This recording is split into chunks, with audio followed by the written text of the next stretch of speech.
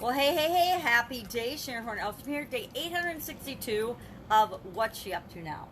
And this is basically a segment about documenting the journey as I transition from the brick and mortar corporate world, in different size companies, different size organizations, work for some of the biggest corporations in the world and some big family-owned organizations as well. And then had a bunch of different businesses, like 27 different businesses and industries throughout my career. And yes, I am pretty old, and I'm okay with that, because that means I've had a lot of experience. I haven't had a lot of theoretical, I've had a lot of that too, book learning and experience and trainings and certifications and stuff. But I've also been in the trenches building businesses and actually experiencing the ups and downs and the roller coaster that is our life. That is our life. But we commiserate and we feel bad about the bad things that happen in our life and the low points. But if I look back, every low point, every devastating thing that has happened to me, and there's been some biggies, has changed the trajectory of my life, has changed the direction I'm going, and brought me closer to what makes me happy and who I really am and why and how I'm supposed to show up in the world. So I call this one I can't talk today. I need more coffee. Hit below the belt. And why do I bring that up? Because the idiom, every day for, 460 some days, 463, I think, days, and probably a little longer in a row, I've been sharing on my Supersize Your Business page different idioms. What do they mean? What's an idiom? An idiom is a group of words that mean something when they're put together differently than the individual words mean on their own. It's kind of like teamwork, right? And the synergy that happens when people work together to achieve a common goal. That synergy means something different and creates a different result than the meaning of an idiom. So I share an idiom every day, and today's was hit below the belt. And I actually I knew the expression. I've grown up with the expression my whole life and known about, it means unfair advantage or unsportsmanlike behavior. It can go anyway, but I guess both, unsportsmanlike and unfair behavior. And so I've experienced that behavior. I'd like to think I don't perpetrate that, but I'm sure I have, just like everybody else. I've probably been unfair in some way, shape, or form throughout my life, throughout my career, throughout my experiences and relationships with other people. And so I thought it was a really good one. Actually, in 1865, in England, the Marquis in Queensberry set down the rules for boxing, and one of the main rules was there's no hitting below the belt, and that still holds true in boxing today. But it seems like in life, you can behave however you want, at least lately on social media and with the media, and twist things any way you want to further your own personal agenda. And one of my favorite books is the book How to Lie with Statistics. And it's like that whole book has thrown up on the world of media, reporting, social media, politics, and I find it just fascinating to observe all of the stuff that's going on. And sometimes I will push the envelope and try an experiment. I did that last week, and I did it on purpose. I took a stand on something and I shared a post that I knew was going to get a lot of engagement. It was going to get not as much as I thought it was, but something early in the week that I had commented on triggered this huge chain of responses that I had not anticipated, and personal attacks and characters and questions. And the thing that I had said was really a neutral, what I considered and what most people would consider reasonable comment, and it was taken totally out of context. So based on the reaction to that, I'm like, I want to test this for myself. I've never really tested this. I want to see what the result of it is. And I'm actually still analyzing the data from that. And it's really eye-opening and enlightening. It's, both sides of the topic, which, to be honest, I personally am not feeling strongly toward the topic that I posted one way or the other. But I took a stand on it, and I stuck with that stand through the commenting and the things I said and how I responded, which really irritated some people. But it had people trolling on both sides. And by trolling, I mean name-calling, assuming, behaving in ways that were definitely hitting below the belt. When you start name-calling someone that you've never met, you don't know before, and you've never seen their face, that is trolling, right? And there are lots of people out in the world, and I don't realize it because I'm naive, just looking for a fight, looking for a way to feel more important because they put you down. And I consider that bullying and unacceptable, below the belt behavior. So I did that experiment.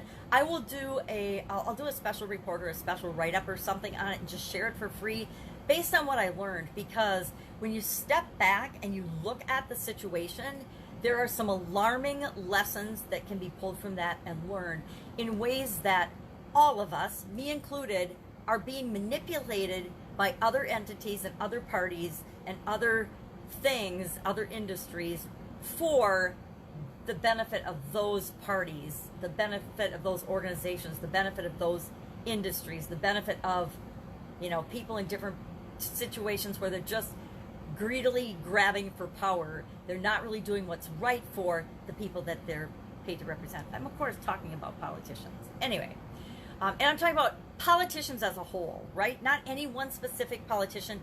Overall, the political machine, the political industry, talk about not systemic racism, although that's a new term. Isn't it interesting over the last week, the new terms that have popped up and just come to the forefront to justify an agenda and move forth some things that are not in the best interest of the human population, right? And they're not even really in the best interest of the people that we're trying to help and serve, and in this case, our Black Lives Matters, not the Black Lives Matters people, because they're, again, people that say Black Lives Matters are not the people that are, some of them, on the extremes of that belief in that regimen. So, you know, now Black Lives Matters hashtag means different things to different people, but it's getting used and manipulated in like 17 different ways, not just in the way it's intended. You know, most people are using it in the way that it's intended, but there's still all these other 16 agendas that are for each of those different outlets, manipulation and furtherment, not for the actual true core cause. It's like if you have a problem or a challenge in your life, say you cut your hand and you put a Band-Aid on it and you're just letting it grow. Now, maybe it's so bad that you needed to get stitches, you needed to see an expert, you needed to go to the doctor, you needed to get a tetanus shot or antibiotics or something so it doesn't get infected. But you're going to stick a Band-Aid on it. And then, lo and behold, it gets infected. It starts to get worse and worse and worse. And you just put more Band-Aids on it thinking, well, more Band-Aids are going to make it okay. Instead of actually finding the infection, the root cause of the problem, and solving that, you just keep putting Band-Aids over it and masking it, and it doesn't improve. And at some point, you have to cut off your thumb or your, wherever you got the cut, because it got infected and got gangrene and festered and grew. Because you threw Band-Aids on it, you dealt with the symptoms, you didn't deal with the underlying infection, which was the problem.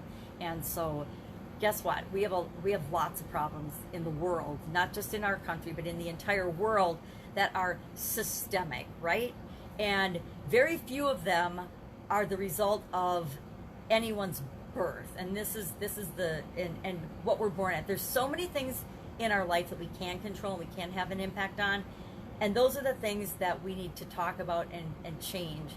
But there's other things that we cannot change. We have no ability. I have no ability to be taller than 5'1.5". And I can wear heels, but that's not the same. That's a Band-Aid. I will forever be a 5'1.5" tall, unless I shrink, white woman, right? That's what I was born as. I wasn't born 5'1", but I was born a white baby in America. Now, I can't change that. I can understand other people's perspective and position on everything because all of us human beings have different situations and different things. And part of who we are is changeable, and we should take the blame and be a victim if we have chosen not to change those things. But things that we can't change, like the color of our skin, to blame people or treat people differently or expect them to be different because of the color of our skin is the most freaking ludicrous argument on either side I've ever heard in my life. It's like expecting somebody to be taller or shorter than they are. What we are is what we are, and we have to love and accept that, not expect to change that. Now, how we behave, what we say, what we do, how we act, how we feel about things, how we're affected and impacted by things, that is something we are 100% responsible for and control. If somebody says something that upsets me, I have the ability to decide, well, number one, why does that upset me? Why does that trigger me either in a positive or negative way? And I talked about that on the Supersize Your Business page today. Everything that comes in, all of us need to just stop, take a deep breath, and then ask ourselves, before we respond, what does this mean? What does this mean to me? And do I respond? You know, it's like if you have a quality problem with something, do you always go off half crazed because you break the cap on your ketchup when you're opening it or something? Or you just put the cap back on and then use the ketchup and not worry about it? How often do you have a quality defect or challenge like that you just figure out a solution for without giving it any thought or reacting? You just do it. Most of the things in our life, we do that. Most of the things we do on autopilot. But there are outside forces triggering all of us, and me included, triggering us to respond in ways that we would never normally respond. And one of those ways is to just be quiet and not say anything and to shut up. There's this huge push to shut everybody down if you have a different opinion or if you don't agree. That is not America. America isn't shutting everybody down on either side, right? We get to express our opinion, but it's our opinion. We don't have to convince anyone else of it. We can just express and share how we feel, and that needs to be okay with everybody. If you get to express your opinion, I get to express mine, and I let you, and I expect you to let me as well. And I don't have to resort to name calling, bullying, trolling, or behavior that hits below the belt. So that's my whole diatribe on hit below the belt. Today's Get Up and Go challenge, day 8 already of our 40-day challenge, and we're heading into the SOAP method, and we're cleaning up how we deal with challenges and changes, because changes can be good or bad, right?